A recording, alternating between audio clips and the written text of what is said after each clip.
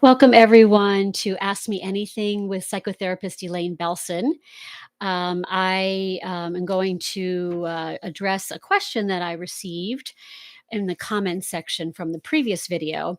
But first, I just want to remind everybody that this is a live feed. But it is being recorded. Advice given on this radio show is for informational purposes only and is not intended to replace professional psychological or medical advice, diagnosis, or treatment. Questions and concerns about your mental health should be discussed with a qualified professional.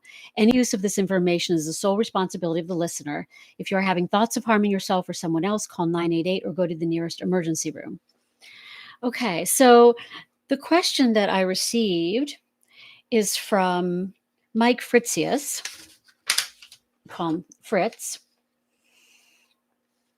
And it's this: how would you know whether someone had PTSD? And if so, how can one recover from it?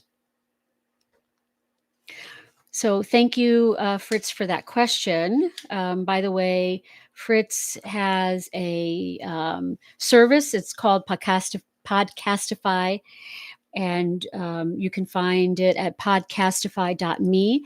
And he helps solopreneurs who want to start a podcast. They handle all the details so that all you have to do is focus on the content. I've used them before, and Fritz is great to work with. So anyway, so let's talk about what PTSD is, first of all. PTSD stands for post-traumatic stress disorder. So you would either have had to have been exposed to trauma yourself. In other words, you were a survivor of trauma. You may have witnessed trauma. You may experience trauma vicariously. This is a little more unusual, but for example, in my line of work, we hear a lot about different people's trauma, and it's possible that we could develop some traumatic responses to hearing somebody else's trauma, or if it's happened to somebody that we really care about.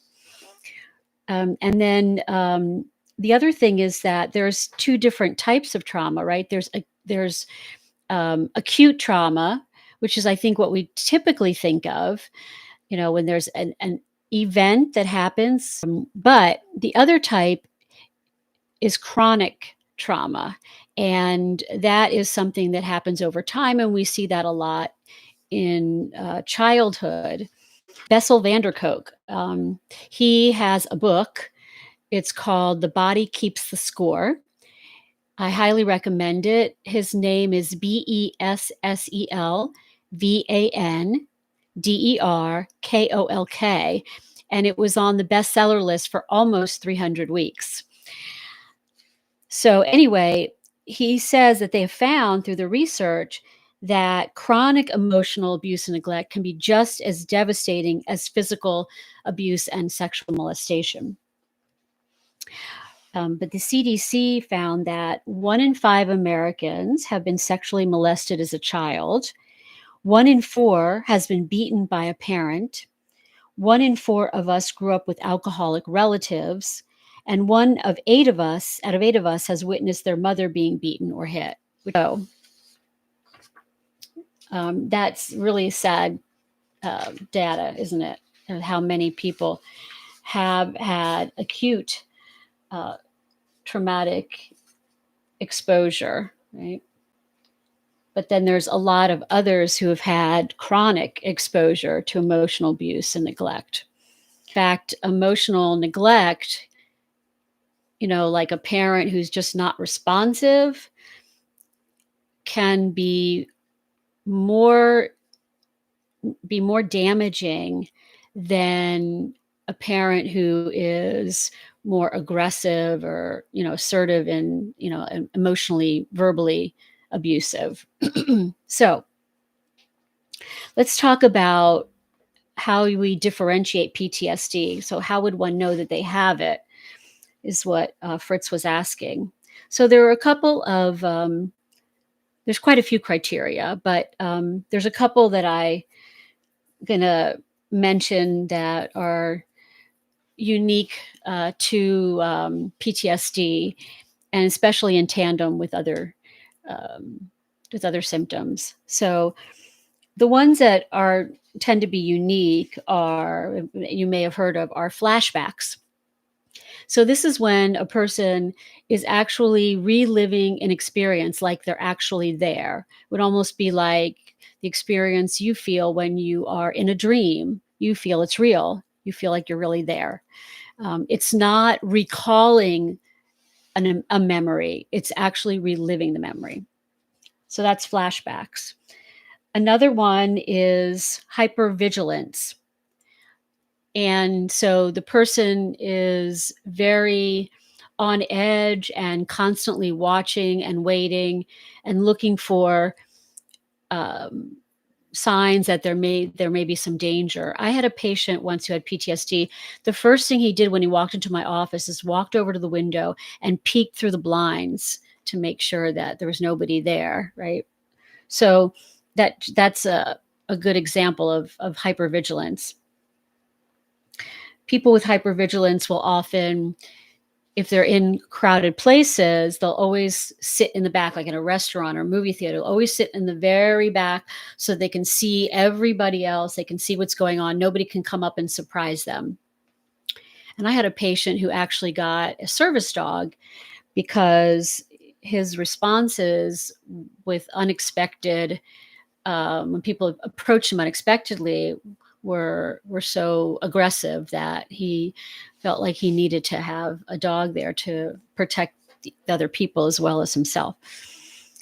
So another sort of telltale symptom of PTSD, or not PTSD in general, well, PTSD, but also trauma in general. There are people who have other trauma related disorders. Depersonalization is it's when it's like an outer body experience. You don't feel like you're in your body. You feel almost like you're observing yourself. You could look in a mirror and say, I know that's me, but it feels like I'm looking at another person. Right? Or, I'm looking at my hand and I know that's my hand, but it feels like I'm looking at somebody else's hand. So that's what depersonalization feels like. Outer body experience. Okay. So some other symptoms that come along with those symptoms that I already mentioned are intrusive memories. So, again, the person would have just recall the trauma out of the blue, and it feels intrusive in the sense that they're not intentionally thinking about it. They're just going about their day, and these thoughts intrude on whatever else they're doing, and it takes them out of the present moment where they're trying to concentrate to the past. So those are intrusive memories. Another one that is very common is irritability and anger outbursts.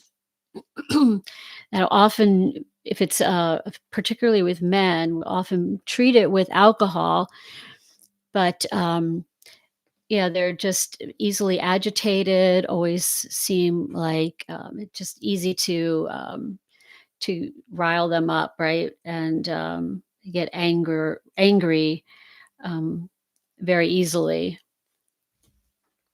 Another one is exaggerated startle response. Now, this is one that I can relate to myself.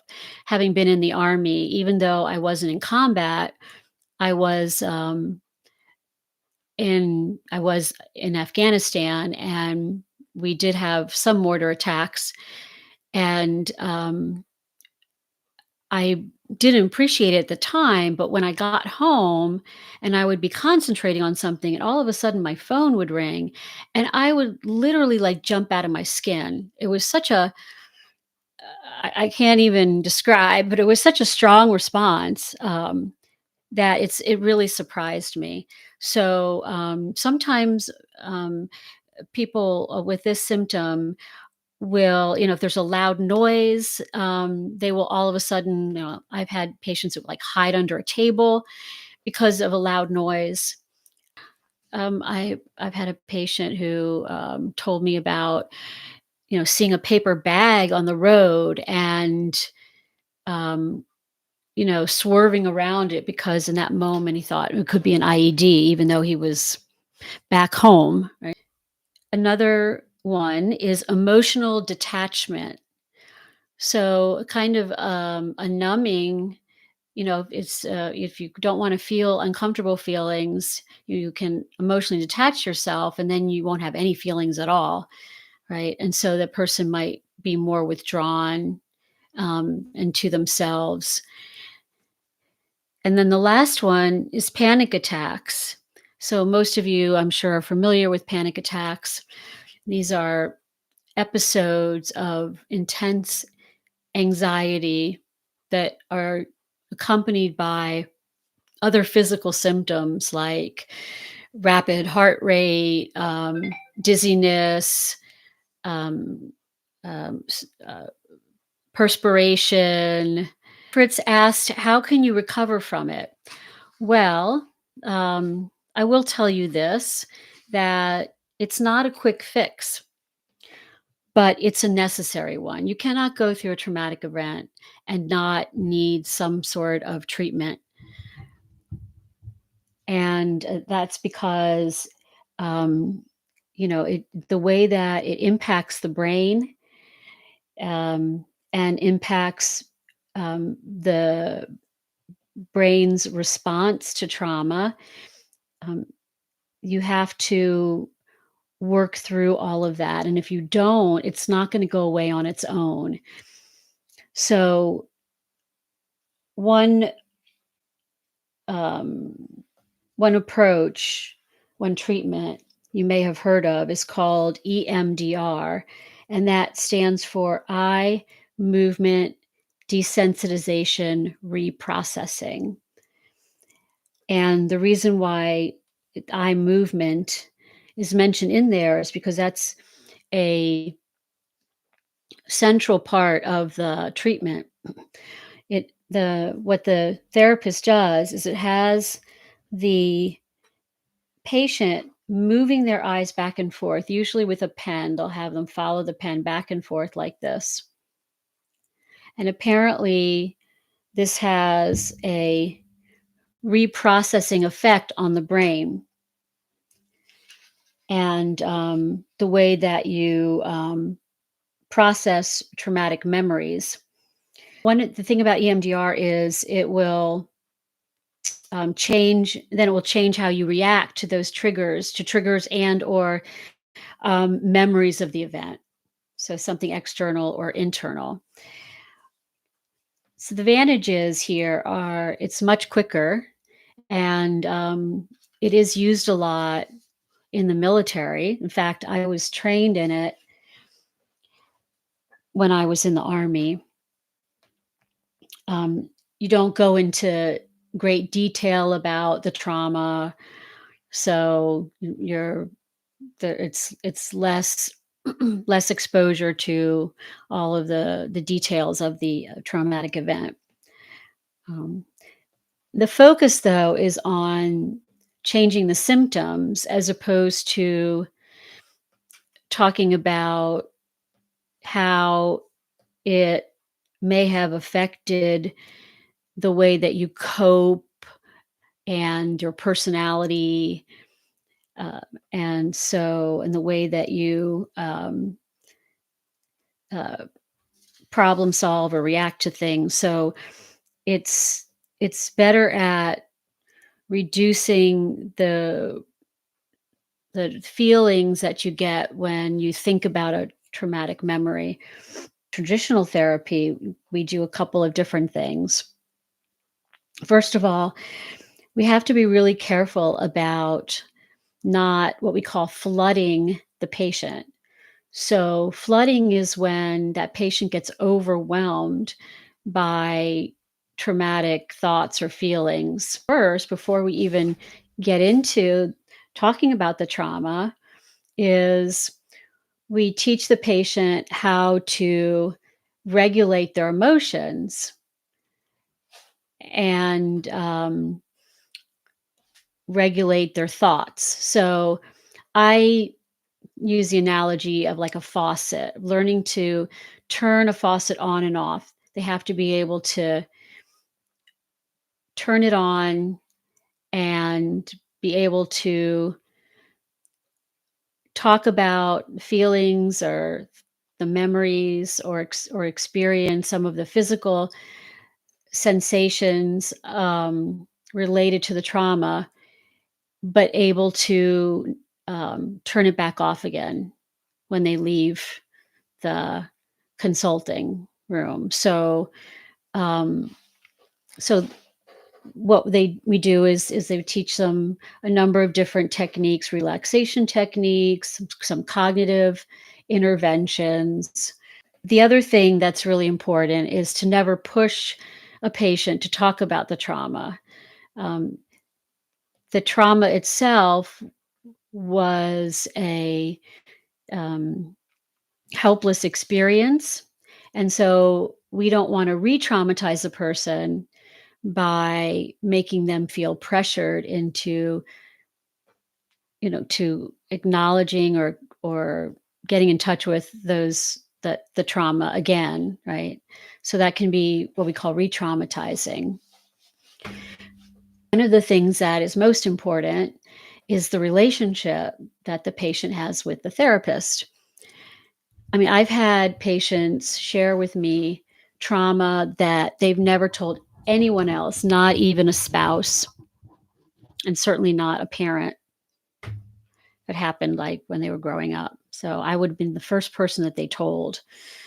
And one of the things that we do find about therapy in general is the best predictor for success of therapy is not a certain modality, whether it's cognitive, behavioral, insight oriented, but whether, but the relationship, that's the best predictor of the therapeutic relationship is the best predictor of success in therapy.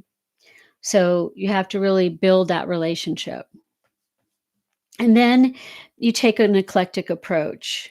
So, like I mentioned, I'm going to teach um, some behavioral techniques, meditation, mindfulness, relaxation techniques, cognitive um, cognitive intervention, such as looking at some of the distorted thoughts that the person is having related to the event, and then insight oriented. And, depending on the type of trauma that it is, especially with chronic trauma, it's going to be important to go back and process some of the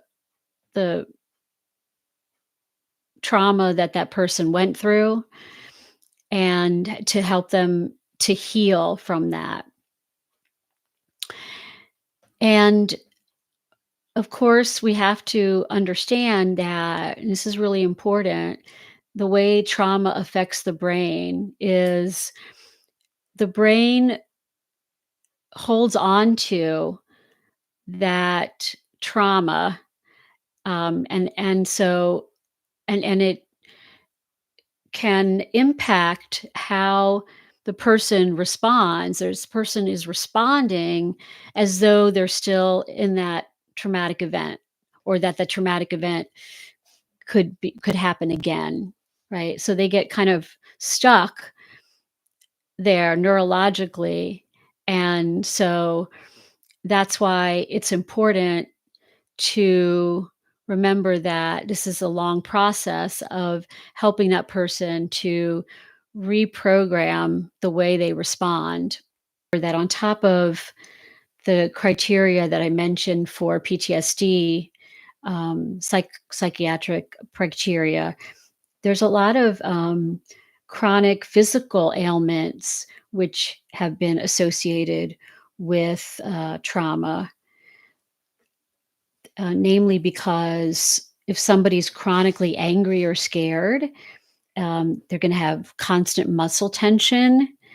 And so it can lead to spasms, back pain, migraine headaches, fibromyalgia, among other types of pain. Some other conditions can be irritable bowel syndrome, chronic fatigue, and asthma, again, among other types of ailments. So someone might ask, why can't I just keep it bottled up? Well, first of all, and I have people ask me that question all the time about why now? I've kept it bottled up for so long. Why now am is this trauma um, interfering with my life? And the reason is because it's going to at some point. You can't keep it down forever. So at some point it's going to come up. The second thing to remember is that when you do bury the feelings associated with trauma, you bury them alive, right? They don't go away, and they impact your behavior, but they impact it in reactive ways. So instead of being proactive and deliberate, you're going to be reactive to these symptoms, and that's how you make bad decisions. So it's going to impact you. You can't run away from it. So that is PTSD, and I hope that answered Fritz's question. So since we're almost out of time, I'm going to stop for today and invite you to enter your comments or questions in the comment section under this video if you're watching it later, and to subscribe so that you'll get informed when the next live show is, which is every Fridays at noon. So if you subscribe, you'll get a notification, a reminder. You can also learn more about me and listen to more videos at my web address, which is ElaineBelson.com. So I hope you have a great weekend, and I will see you next Friday.